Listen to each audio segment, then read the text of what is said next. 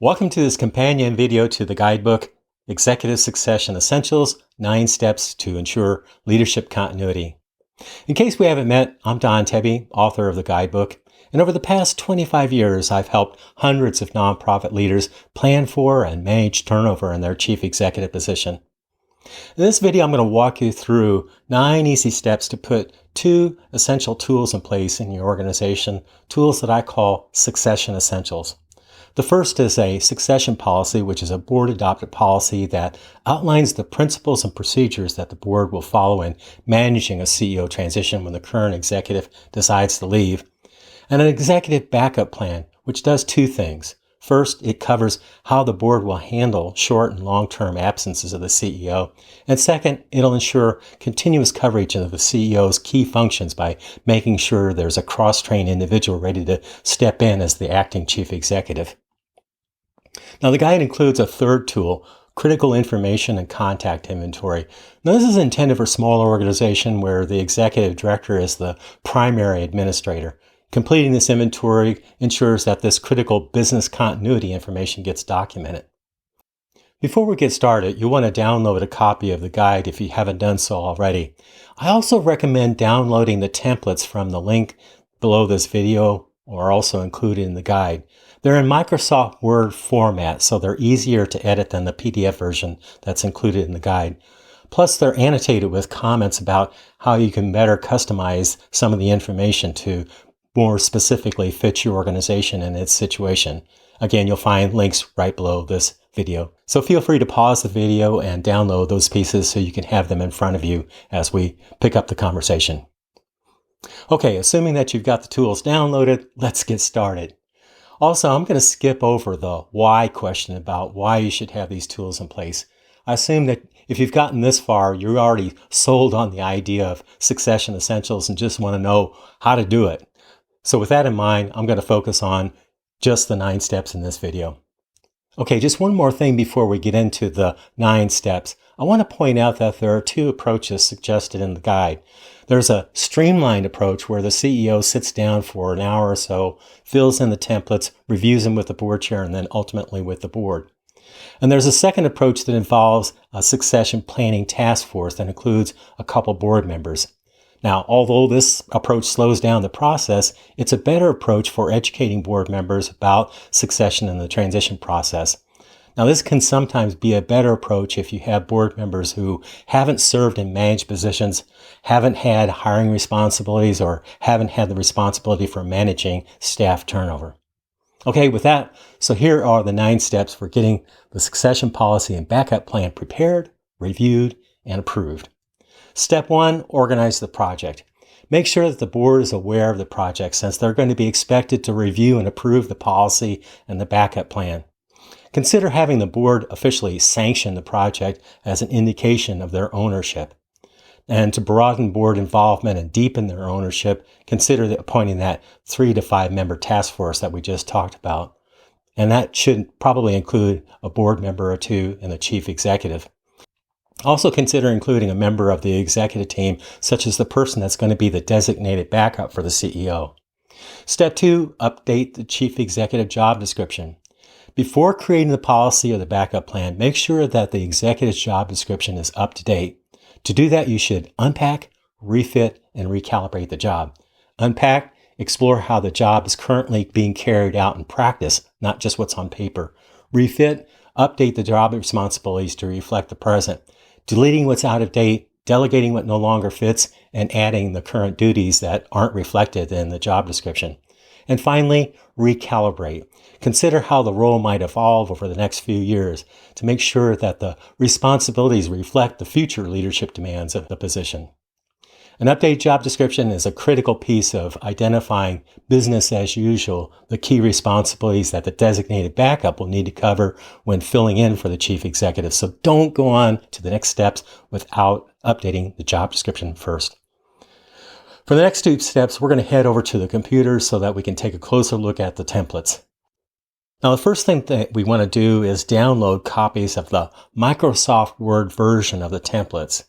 As you see, I have a copy of the guide open on the screen. And there's a link to those templates here on page 1 of the guide. but there's also a link in the description right below this video. This link takes you to a behind-the-scenes page on my website, and we're going to click on this image of those templates, which will begin the download. Now, both templates and the worksheets are all in one Microsoft Word document. We're going to start with the succession policy template. And in the template, there are placeholder terms enclosed in brackets. You'll simply want to replace those terms with your organization's name and whatever titles you use for the CEO position, whether that's executive director, president, CEO, so forth, the board chair title, so forth. This step should only take just a couple minutes. Now, along the side here, there are instructions and annotations. In these comments, I've included some additional things to think about and also some places where there's alternate terminology you might want to consider depending on your organization situation. Moving on to the Chief Executive Backup Plan template, as you did for the Succession Policy template, simply replace the placeholder terms, again, enclosed in brackets, with your organization's name and terminology. Now, the backup plan has 3 attachments. Attachment number 1, you simply want to add your freshly revised Chief Executive job description. Now, attachment number 2, you want to fill in the information for the Executive Backup Plan detail. Now, 2 things to note about this attachment. First, this is where you identify who's going to be the CEO's designated backup. You want to identify the person who's going to be cross-trained to step in case of the CEO's absence. Second, also note that the key functions outlined in the backup plan aren't necessarily all of the chief executive's job responsibilities. Instead, it should be just those responsibilities required to maintain business as usual during the executive's absence.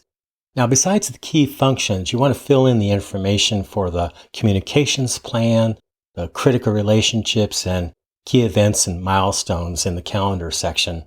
The comments along the side over here will tell you what to include in those sections. Attachment number 3, critical information and contact inventory, is intended for smaller organizations where the executive director is the sole administrator. This worksheet is intended to capture critical information that would otherwise walk out the door with the executive when they decide to leave. Completing this inventory will ensure that this critical business continuity information gets captured, and the obvious place to do that is in the backup plan. With the templates complete, you can delete the comments. To do that, up here in the menu bar, click on Review. Then in the comment area, select Delete, and then click on Delete All Comments in the document. And there you have it, a nice, clean, pristine document, no comments, with just your information. Step 5, discuss the plan with your designated backup. In part, the backup plan is an agreement between the executive and the individual who's going to be their backup person in case they have the executive's absence.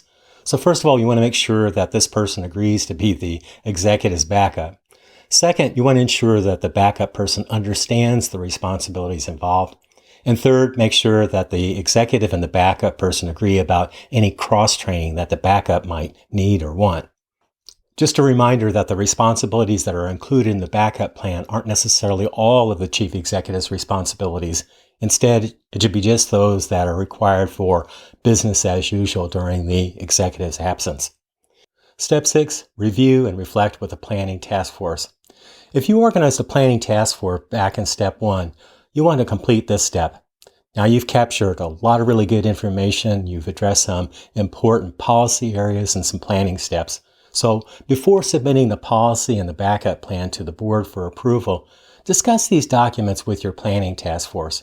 Now, more than just a pre-board review process, these discussions can lead to deeper insights about the organization's sustainability, bench depth, and other opportunities for capacity building.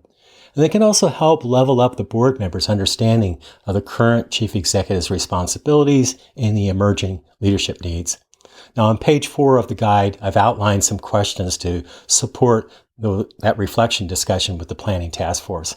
Step number 7, have the board review and approve the succession policy and the backup plan. Send the documents to the board in advance and make sure that your planning task force members, if you have one, particularly those board members, are ready to have in-depth discussions with their colleagues about the contents. But make sure also that your board chair is fully briefed and supports the contents of those documents. Step 8, finalize the documents and put them on the calendar for an annual update and review.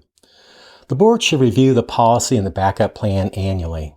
Why? Well, first of all, to keep the documents updated, of course, but also keep it fresh in the board members' minds that they have these plans in place. The backup plan will need to be revised when the backup person leaves the organization or if their status changes and they're no longer a viable backup for the position. Step 9, make sure that the designated backup is cross-trained. After the board has approved the final documents, make sure that the cross-training takes place that you've identified in the backup plan. Don't skip this vital step. Now here's a bonus step. Use the backup plan template for other leadership positions in your organization. Once you complete the backup plan for the chief executive position, take your leadership continuity planning to the next level by having the members of your management team, your senior management team, complete their own backup plans. Now, since the management team reports to the chief executive, their plans don't need to be reviewed and approved by the board. Instead, they're typically approved by the chief executive. Now, more than just an insurance policy, completing these plans across your management team can lead to great insights about bench depth and coverage of critical functions. Now, here's some advice for small organizations. If your organization has just a few staff members other than the chief executive, you might not have the appropriate staff member to designate it as the backup. In this case, some organizations designate a board member. Just make sure that board member has the management chops to fulfill the role. Now, a better approach is to identify a potential external interim. In most communities, there are former nonprofit executives who have established themselves as professional interims. Your community foundation or your nonprofit association can help you identify potential candidates. Write those sources into your plan. Now, for small organizations, the backup plan usually focuses on helping the board hire an external interim quickly. And if you get stuck, I've included a link below where you can book a free, no obligation, no holds barred, one-on-one call with me, and I'll help you get unstuck. And if you enjoyed this video and appreciate this free lesson in getting succession essentials in place in your organization, please consider posting a comment, preferably on LinkedIn, but I'm also on Facebook and Twitter. I've included links to those social media connections below. And when you complete your succession policy and backup plan, let me know. Let me celebrate with you. Either email me or post a comment on LinkedIn. As I mentioned, I'm on a mission to make this kind of succession planning a mainstream management practice. So if you know of a colleague who could benefit from this free course and this free guidance, please send them a link to my sign-up page. Thanks for watching. See you next time.